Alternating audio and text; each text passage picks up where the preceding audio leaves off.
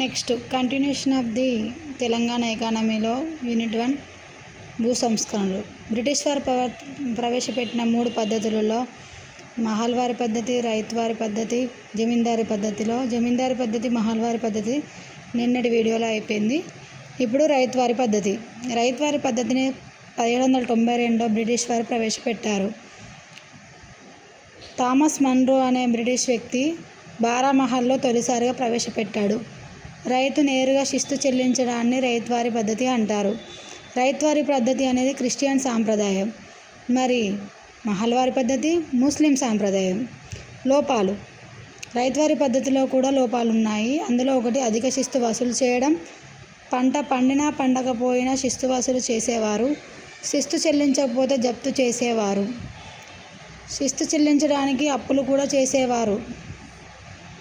Next ఇంతటితో British వారు ప్రవేశపెట్టిన శిస్తు వసూలు పద్ధతులు అయిపోయినాయి. నెక్స్ట్ ఆఫ్టర్ ఇండిపెండెన్స్ ఇండియాలో భూ సంస్కరణలో భాగంగా జరిగిన సంఘటన ఏంటి అంటే 1948లో జైపూర్లో కాంగ్రెస్ మహాసభలు జరిగినప్పుడు అందులో భాగంగా వ్యవసాయ సంస్కరణ కమిటీని ఏర్పాటు చేశారు.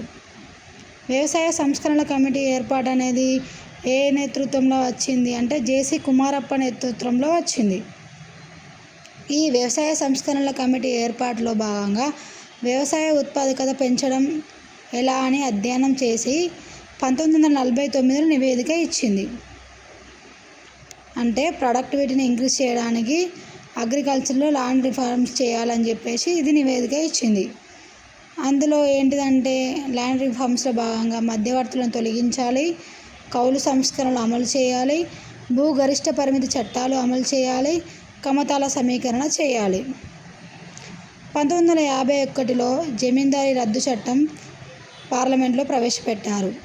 జమీందారు రద్దు బిల్లు తొలిసారిగా శాసనసభలో ప్రవేశపెట్టిన రాష్ట్రం ఏంటంటే మద్రాస్.